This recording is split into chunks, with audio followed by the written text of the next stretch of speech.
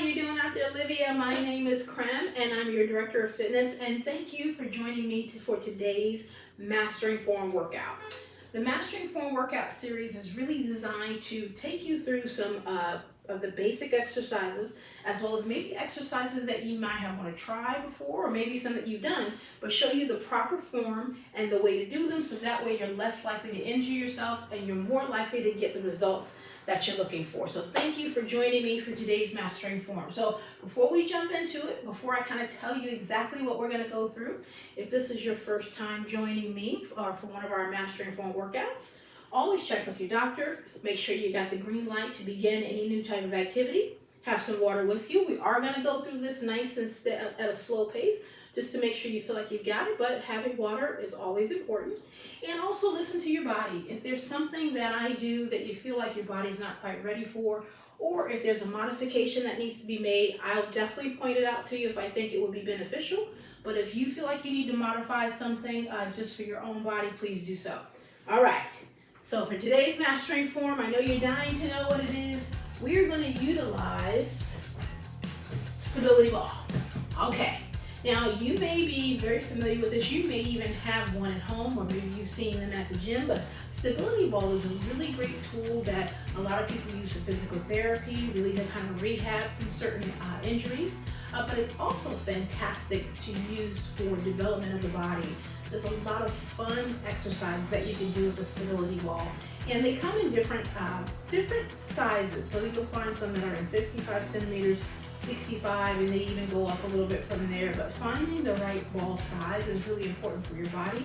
So make sure if you have one that you really feel like it fits you well. If you don't have one, that you really kind of take a look at the instructions, as it gives you a reference on which one to buy for your body type. So stability ball exercise today, I thought it would be a great idea to show you some great exercises that you can do for your upper body, for your lower body, your core, using this because it's so simple to have.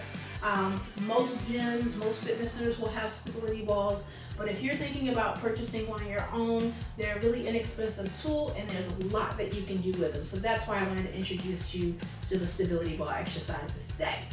All right, so let's jump on into it. The first one that I want to show you with the ball is actually a ball squat. Now, we've done squats together before. You've seen me do different types of squats. And of course, these benefits using the ball versus not are still the same. Squats are a great way to build up total leg development, leg strength. It powers the whole body. It's great for posture. It's great for movement. So this squat isn't going to be unique in that way. But why I like the ball squat is if lower back issues, lower back challenges, having the ball is really helpful for you as far as keeping that proper form with your back. So this is why I thought it would be a really good idea to share this one with you today. So now, got my ball, and this is the right size ball for my body. This one here is about 65 centimeters, okay? So this is really good for my height and my body. And make sure your ball is firm, okay? You don't want it to be, you want to make sure it's fully inflated because that's just safer for you. So make sure it's fully inflated before you use it. And I want to put the ball on a solid surface, nothing that I feel is going to move. So you want to avoid putting it on a door, right? Because some doors are not as secure as others, and they may have some give to it, and you don't want anybody to open it, or it may not be as strong. So a wall is preferable when doing a ball squat, okay?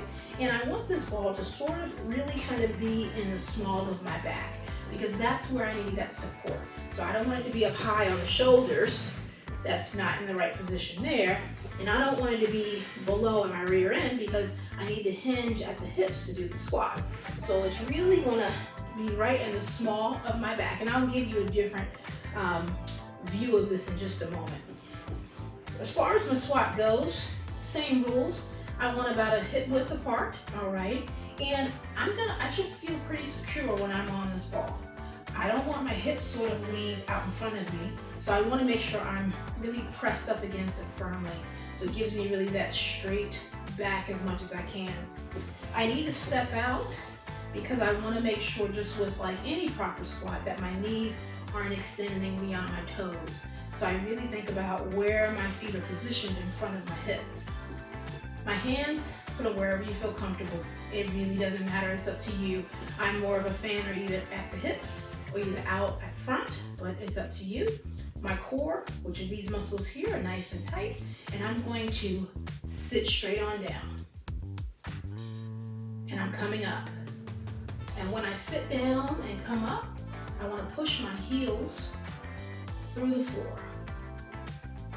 And when I come up, I want to make sure that I'm on my heels so I'm not on the balls of my feet, because when I'm on the balls of my feet, it's bad for my knees. I should also make sure that ball isn't moving behind me when I'm going down, okay? So if when I'm going down, the ball is doing this, that's not giving us stability that the ball is really meant to offer. So make sure that ball is nice and steady. Core is tight. I'm breathing. Remember, don't hold your breath in through the nose, out through the mouth. And that's gonna give me a lot of security in my back. Now, just so you can see what it looks like for the ball. As you see, as I explained before, it's right in the small of my back, right? So not up, that's too high. Right here is a really good sweet spot. I gotta step out. Wanna make sure my line is my hips are going straight down and my knees are not going beyond my toes. I wanna avoid that feeling. I gotta keep my heels flat. I've got my hip width apart and I'm going in a straight line. So notice how straight my back is. This is a really good alternative for someone who has lower back challenges. Because sometimes with a traditional squat, what you notice without the ball is you will tend to get this movement, right? And we've talked about that before as far as the importance of keeping your back straight. So if you feel like you're not used to it yet, or you have challenges with your lower back, doing it, the squats and the ball, is an awesome way to really get comfortable with it and protect that lower back area. Great. All right, let's move it. While staying with the ball, the next thing we're gonna do is we're gonna work some upper body. So we did a lower body, now we're gonna work the upper body. Now, we're gonna do a front of the arm curl or a bicep curl. So we're gonna get on the floor.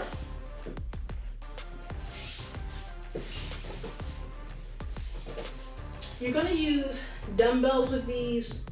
Cans work great, water bottles work great. Anything that you may have to give you some resistance, or balance resistance. And I'm basically gonna use the ball as if it was a bench, okay? Make sure you're on a surface that you feel comfortable putting on your knees. So maybe a mat, a towel, something to give you a little support there. And I'm gonna drape my body over the ball. And I want my elbows to be resting on that ball. And I want to have a full extension in my arm. So my arm is completely straight, my palms are up, and my chest is up. So I'm not like this. I'm not lying over the ball. I want a nice, good form, neutral spine, and I'm gonna curl the dumbbells or whatever you're using toward you. Make sure you don't overextend towards the forehead, okay? Dangerous to the forehead, so make sure you stop at a safe point for you. And then we're gonna go down and curl. Down, curl. Now what I wanna do is I wanna be mindful of my extension here. If you've got some challenges with your elbows, make sure you just don't let the weights flop. You wanna really give some really good control. So about right here is fine. And here, and I'm curling. Curling. Now I'm squeezing the front of those arms. So now just so you can see from this perspective and what this view looks like. Same thing. Dropping my hips, I have a neutral spine. And I'm curling. And I'm curling. You can also change the position of your dumbbells. So you can have your palms facing forward versus facing up. This is more of a hammer curl, and I can go up this way. So there are different variations to the curl, to the bicep curl that you can do, and using the ball. What I want to avoid doing either way is bouncing on the ball. So I don't want to curl and use the momentum of the ball. I want to think about this ball as a solid surface with no give, and I'm just going to focus on squeezing. Squeezing the front of those arms, good form, and focusing just on the muscles that you're trying to work.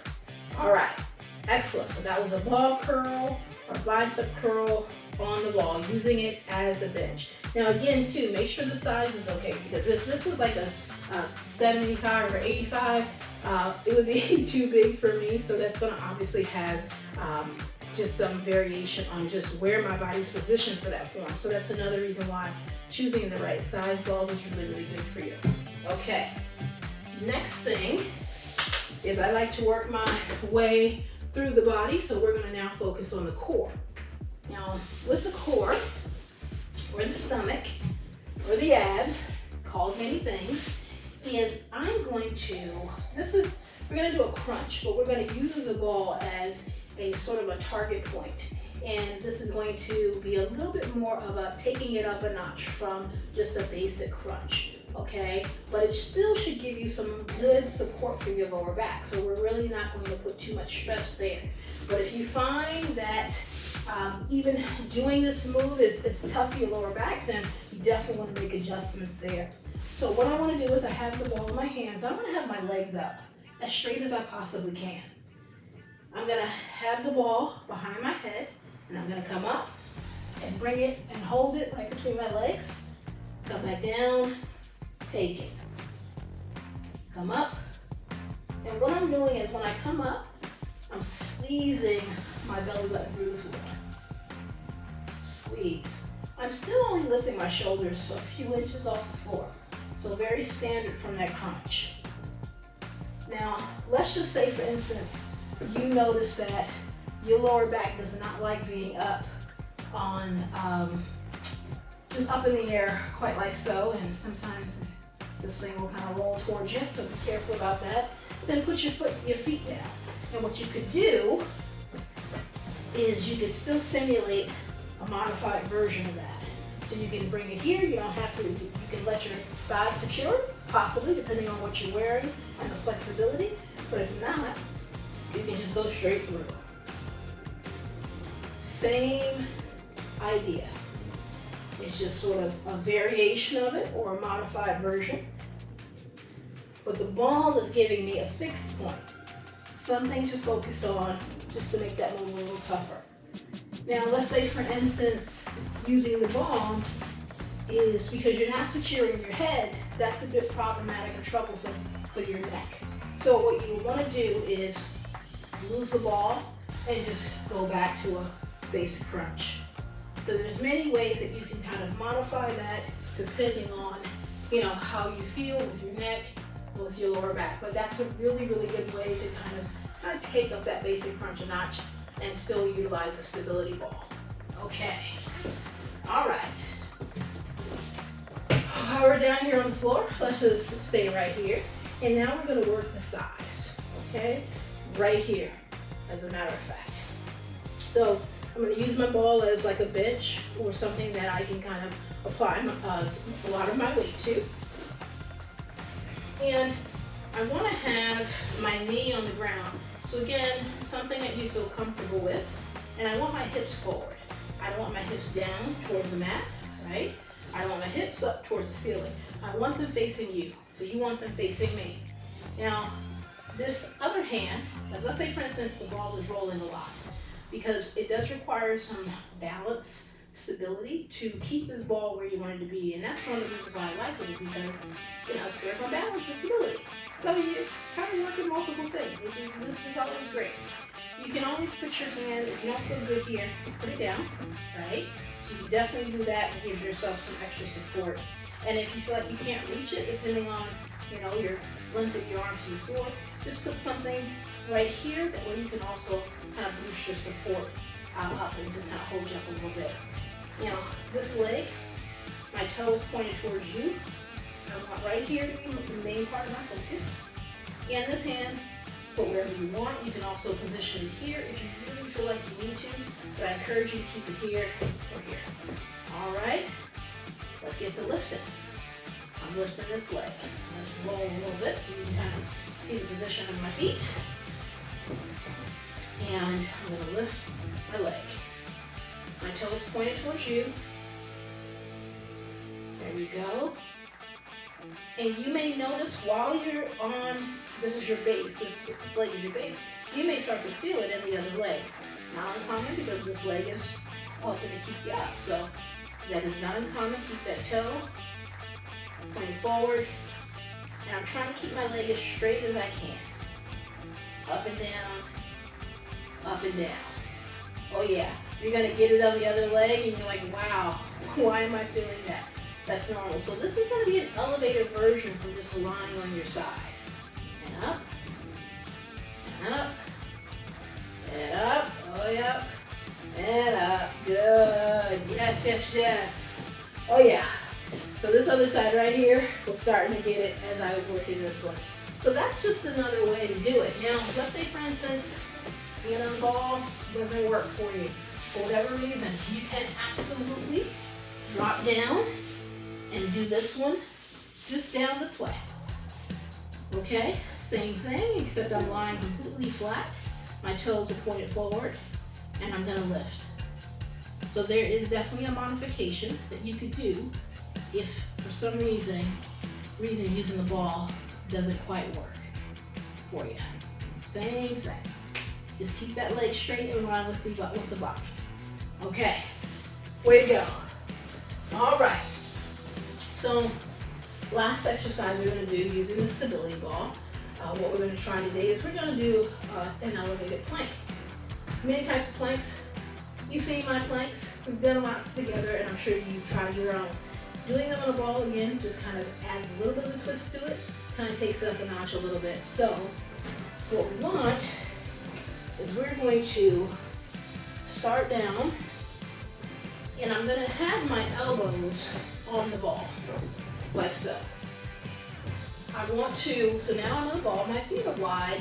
I like my feet wide because it gives me a really solid base. You can have yours together if you want to, but I recommend if you're just starting out with this, have more of a wider stance.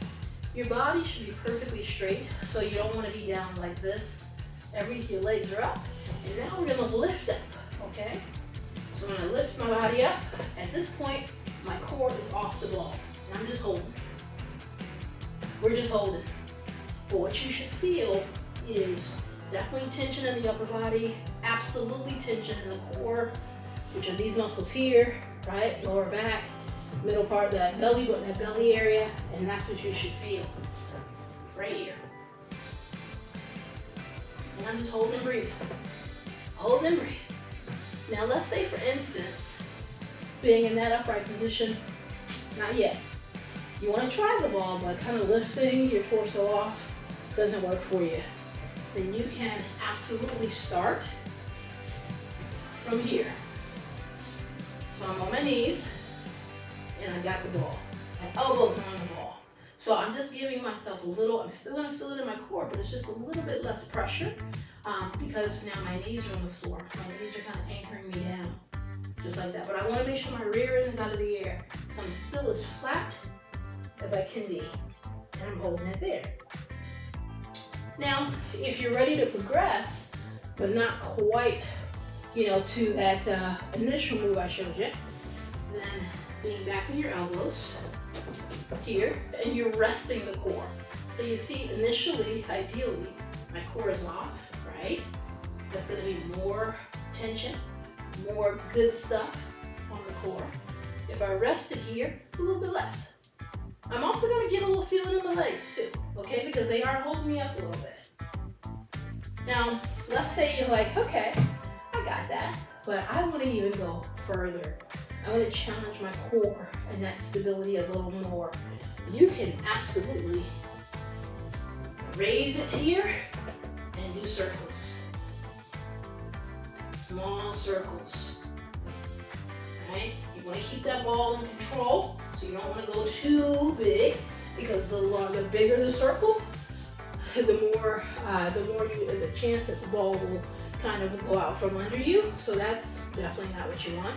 And also, when you're making the circles, you're gonna feel it more in the core, okay? So if you want to even take that up a notch, you can absolutely do that. So, stability ball exercises. One of the best tools I think that is available to you, whether you want to have them at home or you're having them at the gym. It's great. There's a ton of exercises you can do with this thing, and like I said, it's a very inexpensive piece to add to your home gym if you're thinking about it. And there's a lot of really good exercises you can do from any level of fitness that you're in. I hope you enjoyed today's Mastering Form workout series. If you have any questions about any of the moves I just did, or any questions about any other exercises with a stability ball, please email me directly at fitness@livia.com. Thank you so much for tuning in, and I can't wait to see you for the next Mastering Form. Just remember, always focus on your form. Always keep yourself safe when you're doing your exercises.